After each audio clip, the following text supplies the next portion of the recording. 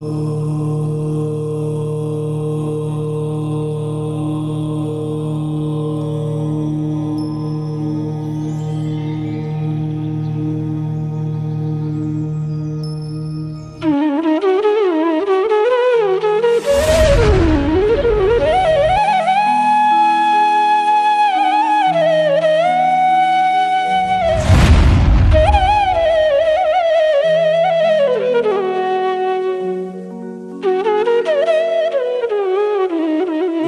जिनेन्द्र नमः श्रीवर्धमानाय निर्धूतकलिलात्मने सालोकानां त्रिलोकानां यद्विद्यादर्पणायते।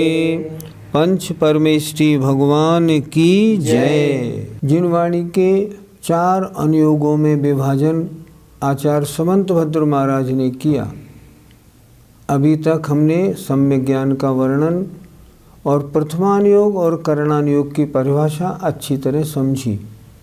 आज इस पाठशाला में चरणानुयोग और द्रव्यानुयोग के ग्रंथ कैसे होते हैं, क्या परिभाषा है, कौन सी है, उसको समझेंगे।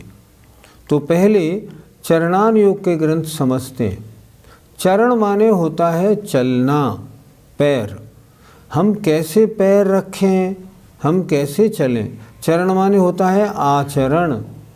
जिन शास्त्रों में श्रावक और मुनियों को आचरण कैसे करें ये बताया हो, वे शास्त्र कहलाते हैं चरणानुयोग।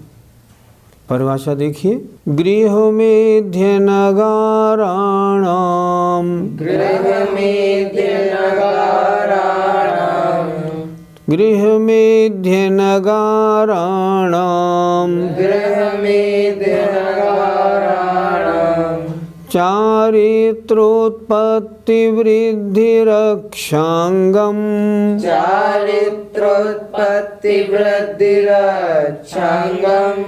चरणानुयोग समयम, चरणानुयोग समयम, सम्यक् ज्ञानं विजानाति, सम्यक् ज्ञानं विजानाति।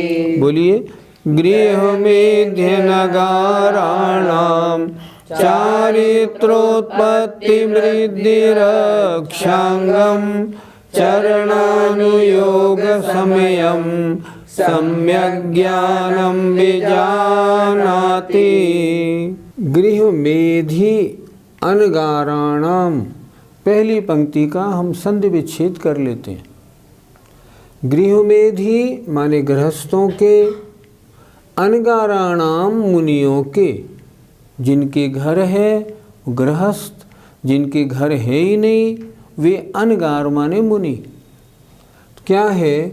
गृहस्थ और मुनियों के चारित्र की उत्पत्ति, वृद्धि और रक्षा में कारणभूत। जिन शास्त्रों में ये बताया हो कि गृहस्थ और मुनियों के चारित्र की उत्पत्ति कैसे होती है, उसमें वृद्धि कैसे होती है, उसकी रक्षा कैसे होती है, उन शास्त्रों को चरणानुयोग समयम, ये चरणानुयोग के शास्त्र हैं, ऐसा सम्यक ज्ञान जानता है। चरणानुयोग, जिस चरणानुयोग के ग्रंथ वे ग्रंथ हैं जिनमें गृहस्थ और मुनियों के चारित्र की उत्पत्ति, वृद्धि और रक्षा की चर्चा की गई हो, वे शास्त्र चरणानुयोग के शास्त्र हैं। पंडित जी, क्या चरणानुयोग के ग्रंथ भी सम्यक उत्पत्ति में कारण हैं? जैसे प्रथमानुयोग के पढ़ने से उपदेश सम्यक्त होता है, करणानुयोग पढ़ने से बीज सम्यक्त होता है, उसी तरह आचार्यों ने लिखा है ये चरणानुयोग के ग्रंथों को पढ़ने से जो सम्यक दर्शन है वो भी सूत्र सम्यक्त कहलाता है। सूत्र सम्यक्त में कारण क्या है? चरणानुयोग के ग्रंथों का पढ़ना। क्योंकि इन चरणानुयोग के ग्रंथों में क्या दिया हुआ है, इनमें सारी आचरण की चर्चा अच्छी तरह से दी है। और जब जीव अपने आचरण को सही करने में लगता है और वो व्रतों के पालन में लगता है तो सम्यक प्रकट होने में बहुत आसानी होती है। ऐसा नहीं कि नहीं हो। इसलिए ये सूत्र सम्यक्त में कारण होने से चरणानुयोग के ग्रंथ भी सम्यक्त उत्पत्ति में कारण है और पढ़ने योग्य हैं। पंडित जी, चरणानुयोग में बड़ा सूक्ष्म विवेचन है। जमीन कंद में अनंत जीव राशि है, ये किसने देखी? पाठशाला में जो ग्रंथ चल रहा है कौन से अनुयोग का है? चरणानुयोग का। अब इस चरणानुयोग में भक्ष और अवक्ष की चर्चा क्या आचार्य समंतभद्र ने अपनी मर्जी से लिख दी है? क्या ऊपर सर्वज्ञ के वचन नहीं हैं? गणधर देव ने आचारांग नाम का नहीं लिखा ग्रंथ, उस आचारांग में आचारों का वर्णन नहीं किया उसके अनुसार ही तो आचार्य समंतभद्र महाराज ने रत्कन श्रावकाचार लिखा। तो जीव कितने ही सूक्ष्म हों, केवली भगवान ने उनको देखा? बिल्कुल देखा तब उन्होंने बताया, और बताया तो आचारांग में गणधर देव ने लिखा और बाद के आचार्यों ने उसी के अनुसार व्याख्या सरल शब्दों में करके हमारे सामने प्रस्तुत कर दी। एक भी वाक्य, एक भी परिभाषा इसमें बिल्कुल गड़बड़ नहीं है। जो कुछ लिखा है सर्वज्ञ देव की दृष्टि की चर्चा है। ज़्यादा जल नहीं फैलाना, नहीं तो जलकायिक जीवों का घात होगा। और जलकायिक जीवों को आज साइंस भी नहीं देख पाया, तो क्या हम ये कह दें जल में जीव होते ही नहीं है? जल में जीव होते हैं। कहाँ पढ़ा? चरणानुयोग में लिखा है कम से कम पानी खर्च करो, क्योंकि पानी खर्च होने में जलकायिक जीवों का घात होता है। कहाँ लिखा? चरणानुयोग में लिखा। तो फिर कैसे करें? गुरुजी, चरणानुयोग के ग्रंथों में तो अनुव्रत और महाव्रत का वर्णन है, ये तो बंद के कारण है, तो फिर क्या करें? तत्वार सूत्र का 9वां अध्याय आपने पढ़ा है। अब जब पढ़ा है उसमें क्या लिखा? आश्रव निरोध संवर स गुप्ति समिति धर्मानुप्रेक्षा परिचय जय चारित्र ही। ये सारी जितनी चर्चा लिखी उन्होंने, सगुप्ति समिति क्या है? चरणानुयोग का विषय है। परिचय जय क्या है? चरणानुयोग का विषय है। चारित्र क्या है? चरणानुयोग का विषय है। तो ये संवर में कारण है या आश्रव बंध में? चलो आश्रव बंध के कारणों में देखते हैं। वहाँ क्या लिखा? मिथ्या दर्शना विरति प्रमाद कषाय योगा बंध हेतवा। अणुव्रत और महाव्रतों को धारण करना क्या मिथ्या दर्शन में, क्या अविरति में आएगा, क्या प्रमाद में आएगा, किस में आएगा? आपने कह कैसे दिया, सुन कहाँ से लिया कि अणुव्रत और महाव्रत बंध में कारण है? जरा सोचो।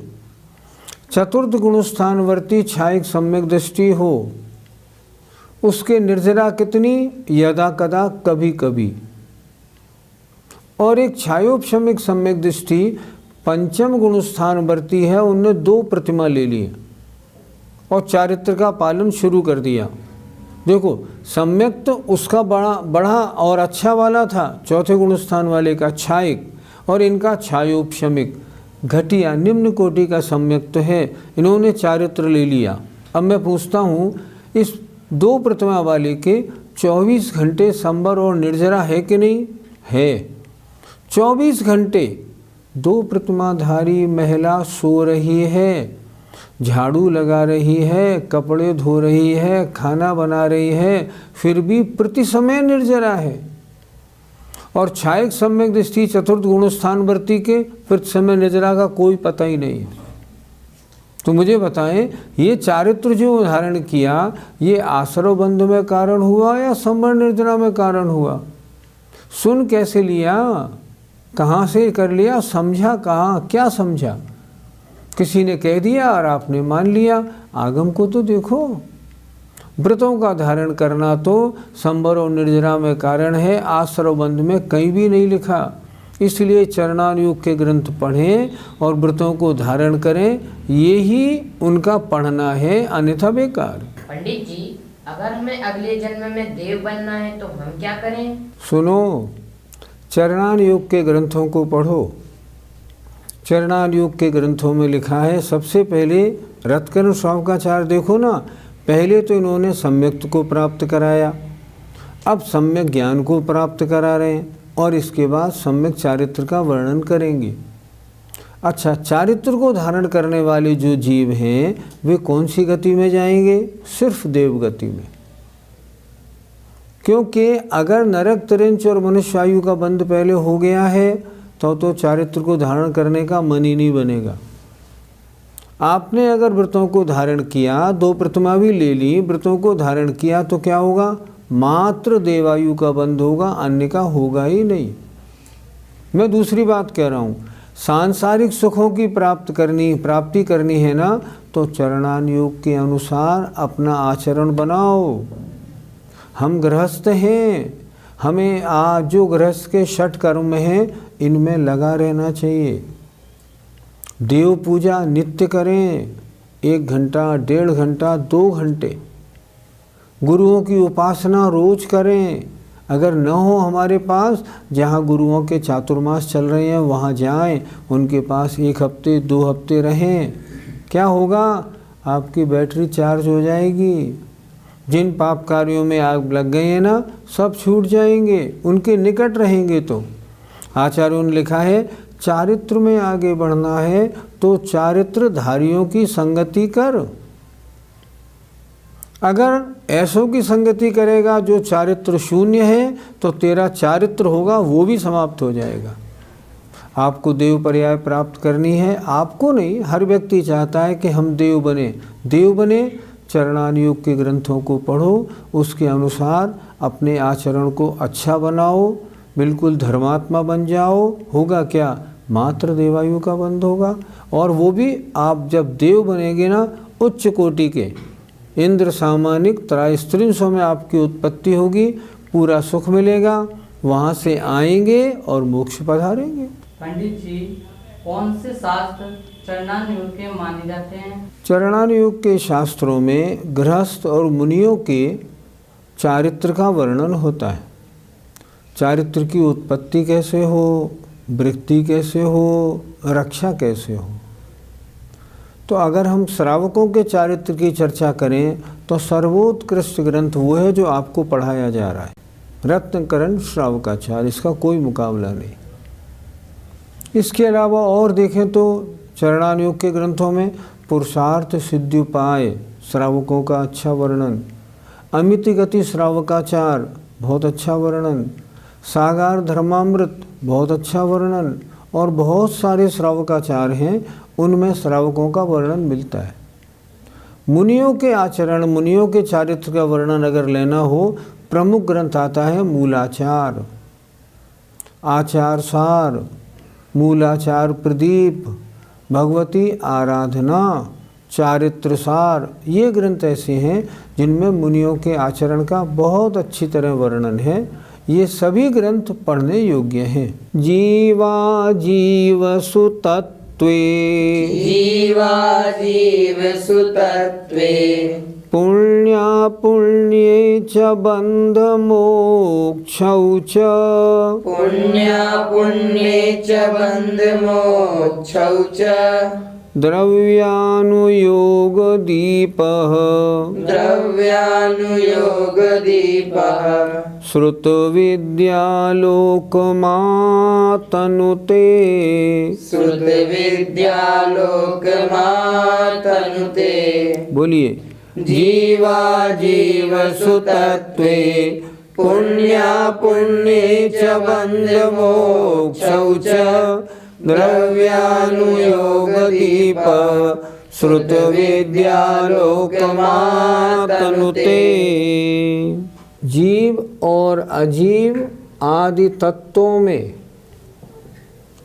और पुण्या पुण्य, पुण्य और अपुण्य माने पाप, और बंध और मोक्ष, और 4 से आश्रव, संवर, निर्जरा। सीधी बात, द्रव्यान योग के शास्त्र कौन से हैं जिनमें जीवादिक 7 तत्वों का वर्णन हो और पुण्य और पाप का वर्णन हो।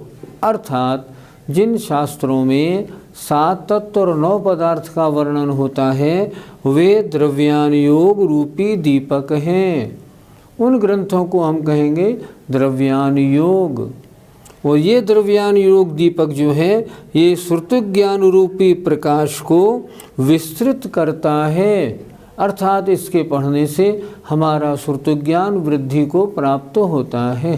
पंडित जी, सही पूछा जाए तो असली शास्त्र ये ही है, क्योंकि इनके बिना सम्यक हो ही नहीं सकता। सच बताएं, आपने रत्नकरण श्रावकाचार्य की सब पढ़ाई हमारी बेकार करा दी। हम आपको पिछली कई पाठशालाओं से समझा रहे हैं, भाई प्रथमान योग के ग्रंथ बेकार नहीं, इनके पढ़ने से उपदेश सम्यक तो होता है। आप कह रहे हो इनके बिना सम्यक तो हो ही नहीं सकता। हम आपसे कह रहे हैं करणान योग पढ़ने से बीज सम्यक तो होता है, फिर चरणान योग पढ़ने से सूत्र सम्यक तो होता है। तो जब इनसे सम्यक होता है तो आपने ये कैसे पूछ लिया, आपने प्रश्न कैसे कर दिया कि सही शास्त्र तो यही है, इनके बिना तो सम्यक तो हो ही नहीं सकता। सम्यक दर्शन सबसे होता है, सब भगवत जनेन्द्र की वाणी है। अरे इतना सब कुछ छोड़ो, अगर मात्र अष्ट प्रवचन मात्र का 5 समिति और 3 गुप्ती को कोई जान लेना तो मोक्ष भी हो सकता है। पढ़ें आप जघन्य श्रुत की बात, ये थोड़ी है कि इनके बिना कैसे होगा, नहीं, गलत। वास्तव में पूछा जाए चारों अनुयोग कार्यकारी हैं। द्रव्यान योग पूरा कार्यकारी है, हम मना थोड़ी कर रहे हैं, लेकिन कोई भी एक भी अनुयोग ऐसा नहीं है जो कार्यकारी नहीं हो।